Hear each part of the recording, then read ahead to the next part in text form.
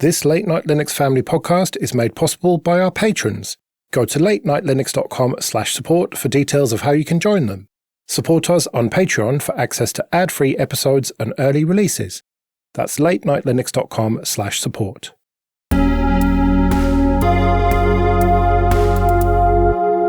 Hybrid Cloud Show, episode 51. I'm Aaron. I'm Gary. I'm Sean. And I'm Shane. Welcome to the show about public cloud, private cloud, and everything in between. Our views here are ours and not those of our employers.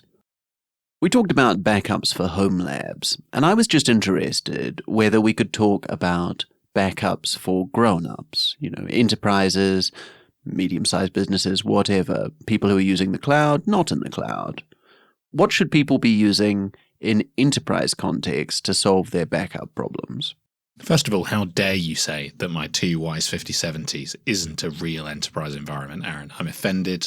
I quit. No notes. Continue on.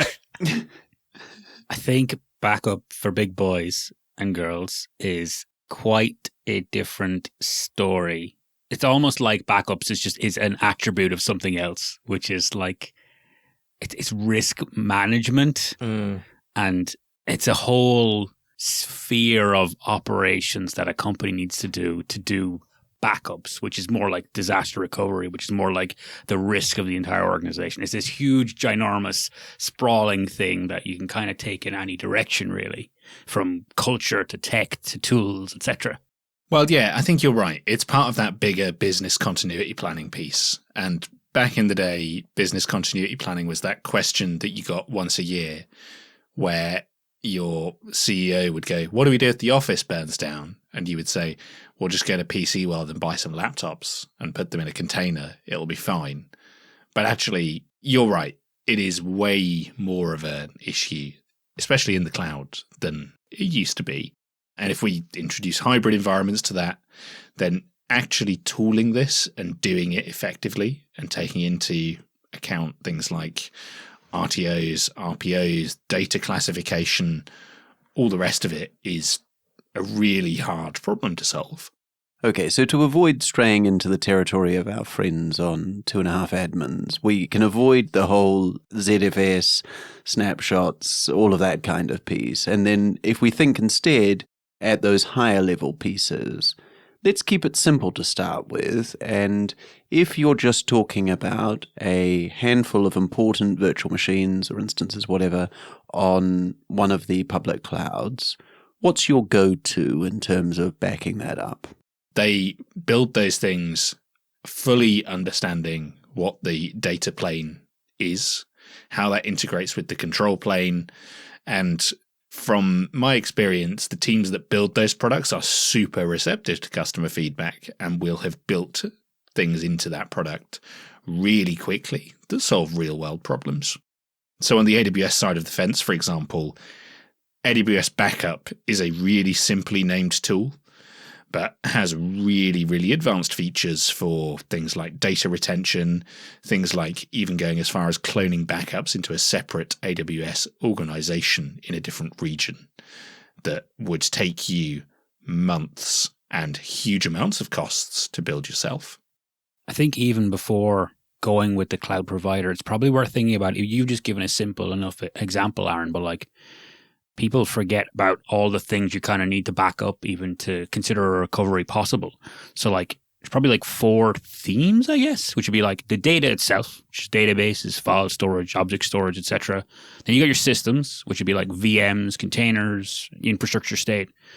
And then you're going to have like config. So I suppose like IAM, network rules, DNS, secrets, and then potentially like identity access. Like, do you need Active Directory? Do you need SSO, MFA? Like, even for your simple example, all those things apply. You're right. Gary says, use the tools your cloud provider gives you. Make sure whatever you're using in your cloud provider ticks all those boxes. So what you can recover is recoverable. Because if you don't have those identity systems, for example, restores become impossible. So think about the whole spread of concerns you have and use your cloud provider and do a disaster recovery test to actually verify everything you're backing up can get you into a recoverable state should the worst happen. Yeah, I think that's really important. Like, you don't want to end up like Sean did in the previous episode with these chicken and egg bootstrapping problems, right? And IAM and identity are a really common thing that people fall over with, as in they'll go and restore a machine, but they'll forget that actually a role doesn't exist that that machine assumes to access a database. And they don't know what that role was called. It's gone. Their environment was hacked. All of their roles or whatever were deleted. And I don't know, what do you do in that situation? Do you just give it star on RDS? Because that's the easy thing to do to get up and running. Do you make sure that actually you have all of those things as code and that's in a separate provider that you're backing up? And maybe your cloud provider's tool doesn't back up GitLab, as an example, because that's not an AWS service. Why would they care? You're right. There is a bunch of stuff to consider here.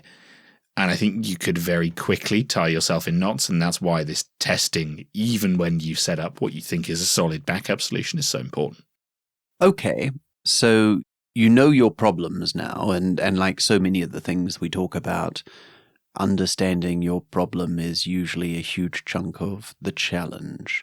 But assuming that you understand this piece and you've decided to go with the cloud backup options, how do you test your restore?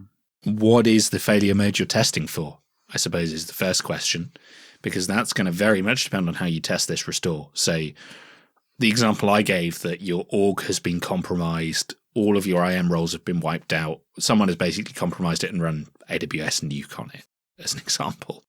That is a very different scenario to, I think that the storage backing my SQL server is corrupted. So are we talking Armageddon, or are we talking, I want to test restore a handful of services? Because I think those are very different approaches.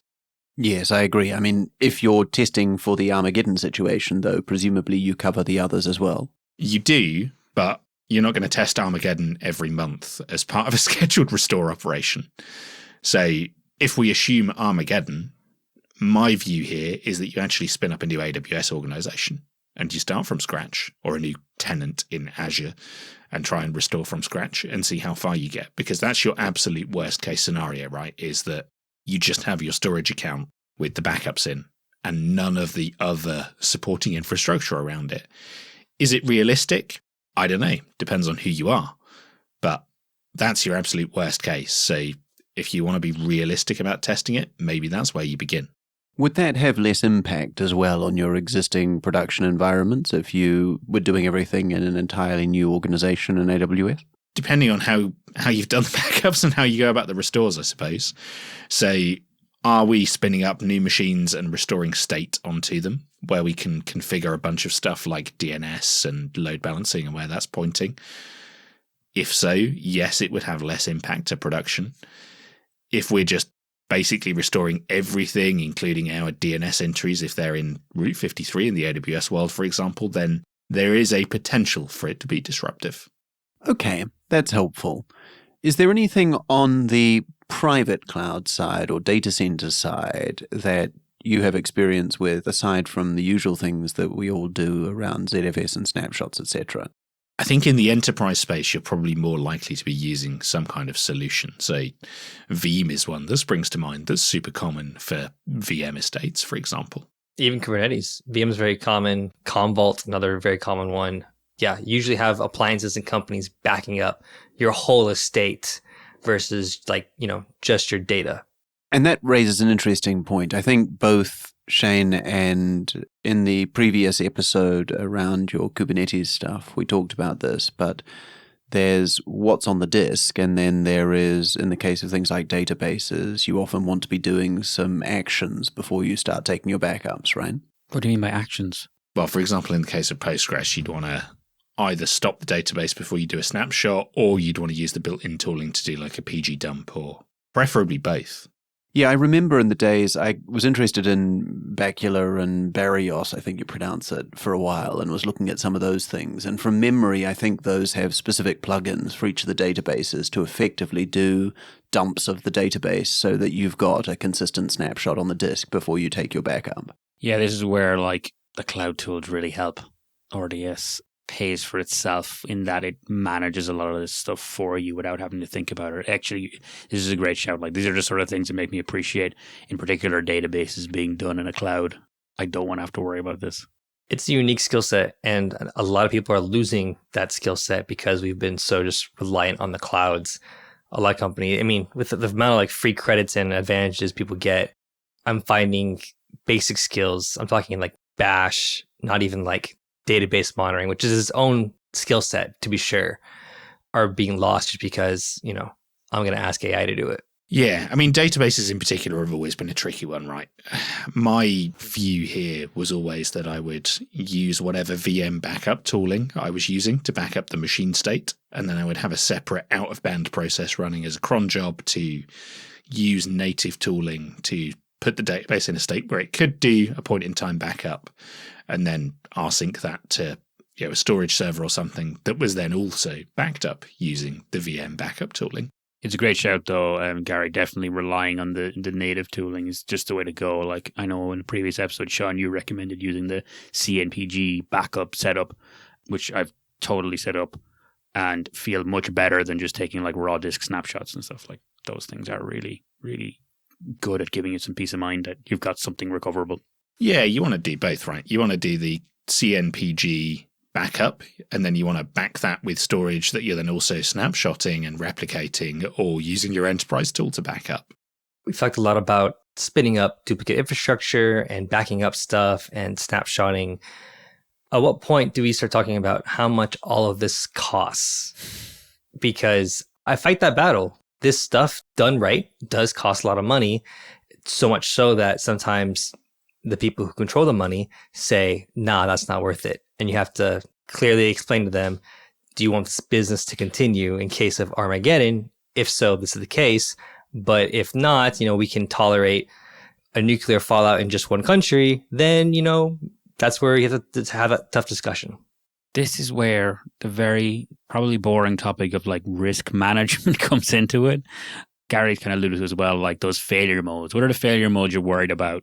Like maybe pick and choose the ones you actually think are realistically going to happen to try chip away at some of the like, okay, we don't need to worry about Armageddon, but we actually need to worry about hardware failure. Or, our engineers aren't as amazing as we thought. We're actually worried about human error. Like finding a way to talk about risk in like a kind of more nuanced, compelling way than always being like, nuclear war is going to happen. We need to have recovery for everything.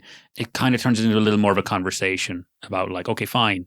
Where are you willing to compromise? Like, okay, if this event happens, this is really bad for our business. How much are you willing to spend on that?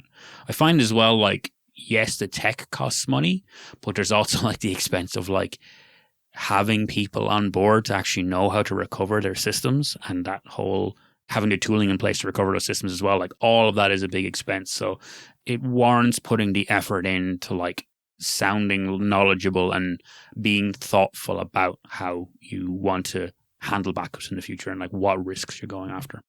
Yeah, Shane, I think you're right. And I like what you said there about talking to the stakeholders who are pushing back about what the options are. So you spoke about it in a risk management sense. I think I would also want to talk about it in terms of what are your options from a technical point of view and how do they affect RTO, RPO, what applications do we want available first, all of those things. Do we want perhaps a warm standby for some of those core services like AD or our CRM platform so we can get people back on the phones quickly. Perhaps we want a little bit of a pilot light so that we know we've got active replicated 2 copies of our databases for another platform, but then we bring up our front end or middle tier servers manually because they're not actually that difficult to bring up. Or for some services, do we actually not really care and they just can be full cold, and if it takes us 2 days to get them up over a weekend, then it takes us 2 days to get them up over a weekend. I appreciate that I'm always using the analogy that these failures happen on a Friday, but they usually do, in fairness. Yeah, but what you've talked about there, Gary, is like a nuanced approach to this where I think sometimes engineers I talk to are very like, they're letting perfect be the enemy of good, like something's better than nothing. And always trying to strive for perfection's going to be expensive. Yeah, I mean, if I bring us slightly back to the homelab analogy, I'm not backing up my DVD collection offsite or to S3, for example, because I could rip all of those DVDs again, and I don't really care if the RTO is really long for them. But things like my notes or my password manager, I want a really short RTO, RPO for those because I'm using them all the time, or Nextcloud or my mail server or whatever else. So I'm way more willing to invest in the DR strategy for my Nextcloud than I am for Jellyfin, as an example, because would it be annoying to have my wife and kids screaming at me that they couldn't watch Big Buck Bunny? Yes.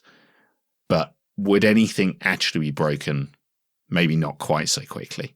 That's the analogy we've got to make to some of these business applications, right? Is, I guess, one of your roles as an engineer in 2026 is actually understanding the business and what is important and what are the core things that help the business to operate. And that might not be the application that my team builds and maintains, because, all right, it might be something that's supporting us, but the factory might keep on running if CRM isn't available. One point I would make on that, though, is there's huge value in consistency. So I agree with you that a nuanced approach is valuable because you can take different risk assessments for different things that have different levels of risk. But I think it's important to have a consistent process around it so that you're always considering what you're doing and have your default be something safe, right? Because I've seen before that where there has been a different approach for different sets of data or different types of things, that people haven't done anything sensible because it wasn't consistent. Whereas if you have a consistently applied, I don't know, in the case of ZFS snapshots, right, you're doing it for everything, and then you make a choice to remove something out of that set and make the level of snapshotting you're doing far, far less granular, fine. But if your default is good, then it protects you from forgetting about those things. I'm going to sound like a broken record, but this is where kind of platform engineering can help quite a lot with that consistency. So I've had in the past cases where I've paired up with SRE teams and we've run disaster recovery days where we've spun up a new AWS account and told engineering teams, okay, recover your services to the best of your ability into another AWS account. And it was a disaster to start with. Like, it was a complete misery. And as a platform engineering team, we learned an awful lot about what tooling our engineers needed to get them. And this isn't just the tools aren't sufficient. It's like, what skill set do our engineers have in this organization for recovering their own services? Particularly if you've got a mindset of like, you build it, you run it. You also need to manage recovering it when things go down.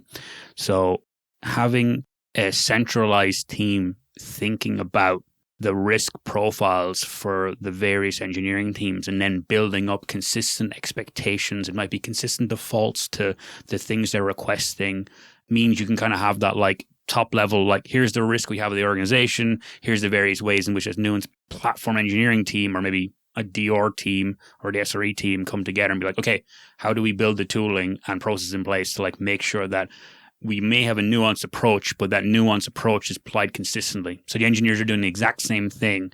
It just may differ in terms of like, okay, for this team, the RTO is actually 6 hours, but actually for this one, it's 2 days, but the process itself is exactly the same. So you try to keep the useful things consistent, and the bits where they differ are an implementation detail for the platform engineers to worry about.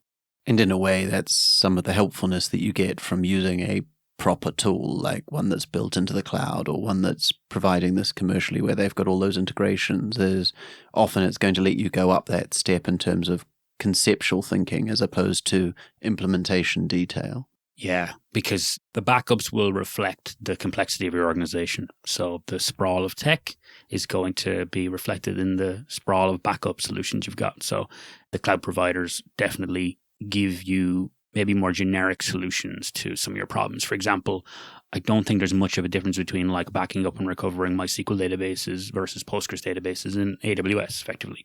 You're probably writing the same shell scripts or whatever else to help your engineer recover. It's just a couple of arguments are changed, which is quite nice. Those differentials aren't for you to worry about, which is a very nice abstraction layer. So we started with a very simple example of virtual machines on a single cloud. If you're talking about multiple clouds, or you're talking about a mix of public clouds and private clouds or whatever, your VMs are spread across those different things, how does the advice change from use what the public cloud gives you? Again, I think that the same rules apply, just a different scale. So you have to understand your business, like Shane and Gary have said. What are your failure modes? What is in this cloud? Is it another set of critical business functions, or is it just some supporting services? Knowing that will help you determine how to treat that particular cloud or that particular offsite data center or something like that. Be careful when backing up different clouds to different clouds. Don't put all your eggs in the same basket, or if you're going to use the same service to back them up, then make sure you have clear distinctions between them, so that way when you try to restore, you don't potentially have an impact on somewhere you didn't mean to. Are you saying that don't back up all of your different public clouds to an Amazon S3 bucket or something and then be surprised when it's Amazon that's gone down? Pretty much, yeah. And this is one of the rare cases where I can say I am speaking from experiences. Please don't do that. So in those sort of cases where you've got different clouds, and we'll stick just to start with for the public cloud only, would you still use the public cloud tooling for each of the stuff that's on the public clouds? Or would you use something that was consistent across all of them? What do you guys think? I think it would really depend on what my RTO, RPO is, because I think the cloud native stuff will be able to do it faster than maybe some of the other tools. Yeah, I think it depends on where I'm planning to restore that stuff as well. Like, I'm not going to use the AWS native backup tooling and expect to be able to restore that in Azure. So I think it becomes a lot more nuanced. In this scenario, in our perfect world where something is built on top of Kubernetes, I might look for a tool that is built for backing up PVCs in a slightly more cloud agnostic way. We've spoken before about a couple of those in our homelab episode. If you haven't listened to that, go back and have a listen. But I'd be more tempted to use something like that and take the trade-offs that it brings in terms of managing it than I would the cloud native tools. Because in theory, the data on the PVCs is what I mostly care about. Yeah, I think I agree. The thought of like backing up or recovering in a stressful situation, multi-cloud backups, that sounds like a bit of a nightmare. I would pay the price of going with something vendor agnostic, I think, in that decision. But again, like always, it depends. Well, you're going to have had a very, very bad disaster if you've got multi-clouds all going down at the same time anyway. Well, equally, if I had backed up the volumes that my stuff was stored in AWS using the AWS native tooling, my failure mode there really is that both the region my workload is operating in and the region that I've backed up to are unavailable. And to my knowledge, that has never happened. So if you want to protect against that failure mode, that is a pretty big failure mode to be considering in this scenario. Does disaster recovery include things like, oh, someone didn't pay the AWS account and now we're locked out? For sure, but I've always mitigated against that by keeping the stuff in a separate AWS organization that is paid for using a different means of payment. Sean, that sounds like something from experience. It's a very specific question. I'm just trying to do my due diligence, sir. All right, okay, very good. Put it in a separate org on somebody's credit card or something. I mean, the reality is that the bill for the backups, assuming that it's just cold storage that is replicated from another account, shouldn't be anywhere near your production AWS account that you're paying on invoice. If it is, you've done something very, very wrong. Well, with that suggestion, we can put Gary's credit card number in the show notes. And we'll be back in 2 weeks. If you have any questions or comments in the meantime, then please send those in to show@hybridcloudshow.com. I've been Aaron. Thanks for the Avios points. I've been Sean. And I've been Shane. See you later.